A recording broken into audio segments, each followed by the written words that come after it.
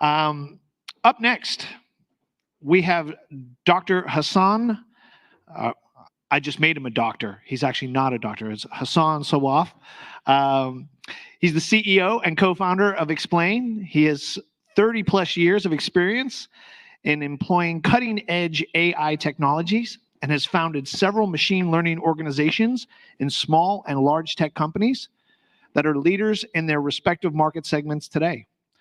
Hassan, thanks for joining us. Thank you, thank you. I have a microphone. I need a clicker. Thank you.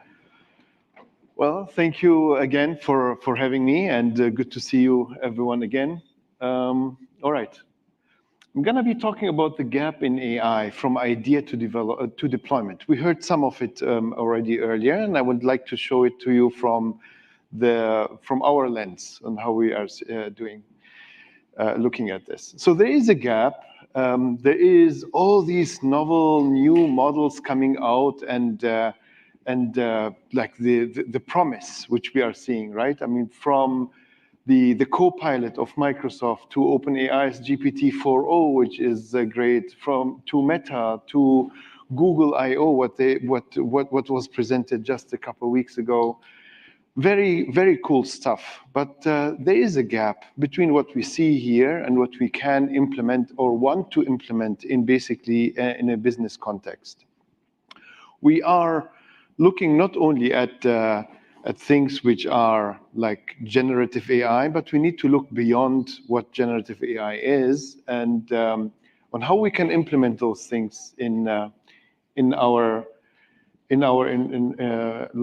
for our use cases. So what's causing the gap? What's causing the gap is that I mean these models are diverse. I'm going to go back here. So what's causing the gap is they're coming from diverse platforms. We need to actually harmonize between them. We need to be able to evaluate them against each other. We need to actually be able to combine them in a smart way. And this is a lot of work for all of us engineers. So every time we have a new model, we need to learn what are actually the inputs and the outputs of that model, how we can actually make this kind of model working for you, etc. So it's a challenge. Also, operationalizing a model in, let's say, for example, in a cloud environment, I mean, it takes a little bit to basically figure out what kind of infrastructure do I need. Do I use CPUs, GPUs, TPUs, LPUs, whatever they are? I mean, it's hard. It's getting confusing more and more. We are seeing day by day new models coming out. I mean, if you came to me 10 years ago and told me, Hassan, I actually need a certain solution with AI to be solved, I would be able to tell you right on the spot, because I'm reading papers, right on the spot, what you can do. Today, you come to me, you ask me for that solution, I'm going to have to tell you I can't. I need to do some research before I get and give you a response. While I'm doing the research, the day after I come to you and present to you a presentation, it's already old because there's new models coming out. So it's hard. It's hard for us to keep up, even people who are 30 years in the business like I am. So we need some new way of thinking about solving problems with AI. And this is basically why we came, this is why we are implementing the concept of agent. What are agents? Agents are basically simplified in a way. So there is certain goals you need to define, prior knowledge you need to define, abilities you need to define, give it to the agent.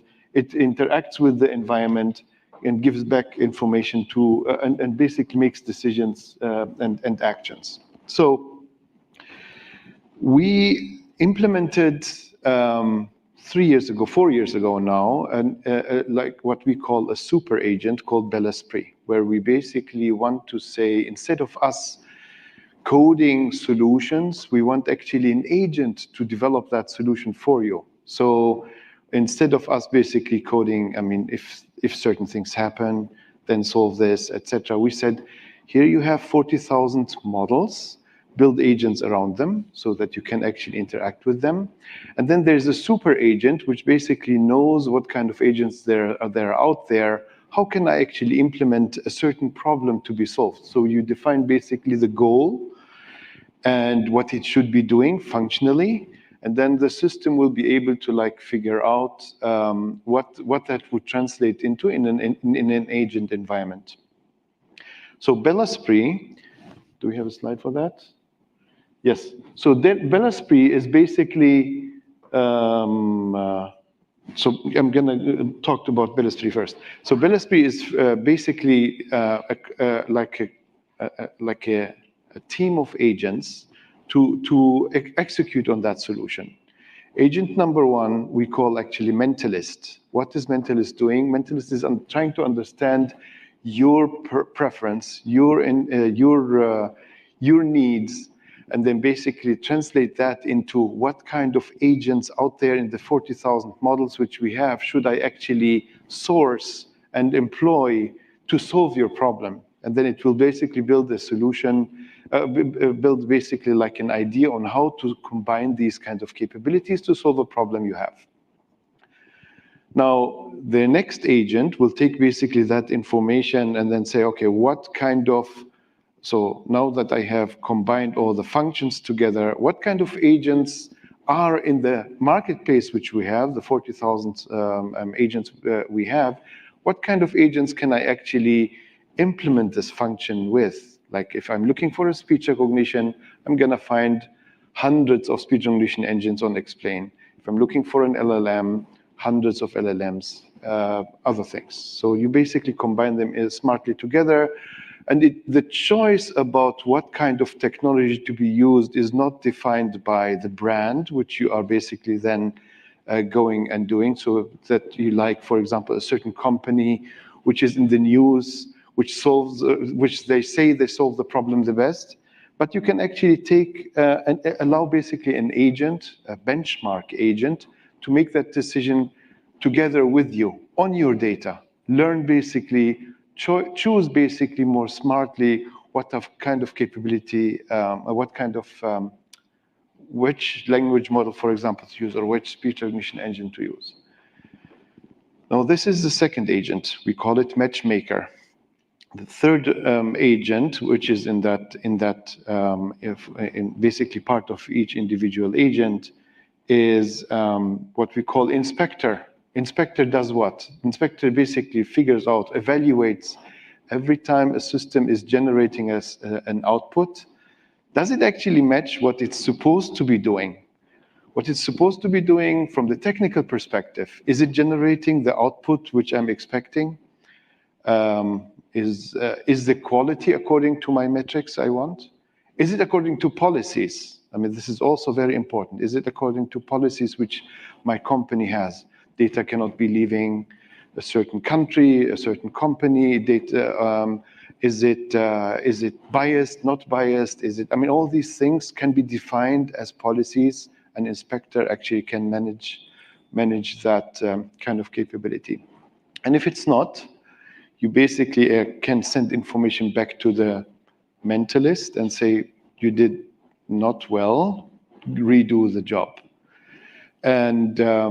And that's basically the nucleus of what basically explains technologies. Now, Bellesprit builds those kind of capabilities in a pipeline together. And you can actually take those kind of capabilities and improve on it. And we are proud to basically see that the Incorta team did exactly that. They built pipelines together, built basically that kind of capability. And it's a leading example of using this agent framework. Instead of using the typical way of doing programming, they use basically this under the hood.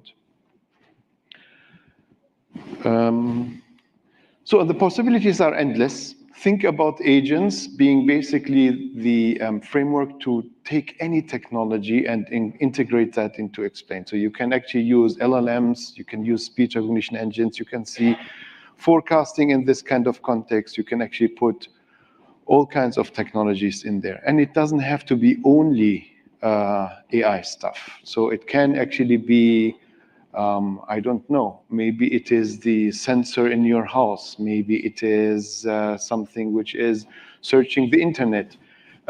We saw RAGs, for example, Vectara and us, we are collaborating. The Vectara system is basically an agent in our framework, for example, and others. In addition to Vectara, we have 60 plus suppliers where each of their technology is basically embedded smartly in that agent framework so that we can actually plug and play these things together. What I forgot to mention is when you are building, so today one of the things which we are very busy with as engineers is basically making sure that every input and output is in the right format, in the right structure, etc., etc. With the agents, you don't need to basically discuss the exact way on how to connect. You can actually allow the agents to negotiate between each other. Is it JSON? Is it XML? Is it other kind of data formats? If certain things happen, bugs happen, inspector can actually send it back into the agent framework and then say, okay, something happened here, do something about it. So that the engineer can actually accelerate faster in building certain solutions. So that the company can experiment with. So yeah, we have here a few use cases which we are seeing. I mean, you can use it in healthcare, obviously, in retail. You can use it in the hospitality environment, and we're seeing hundreds of partners actually utilizing this new framework, which we are just now bringing out to see how much it actually benefits the developer and by extension, obviously, the business. That's in a nutshell what I want to present. Thank you very much.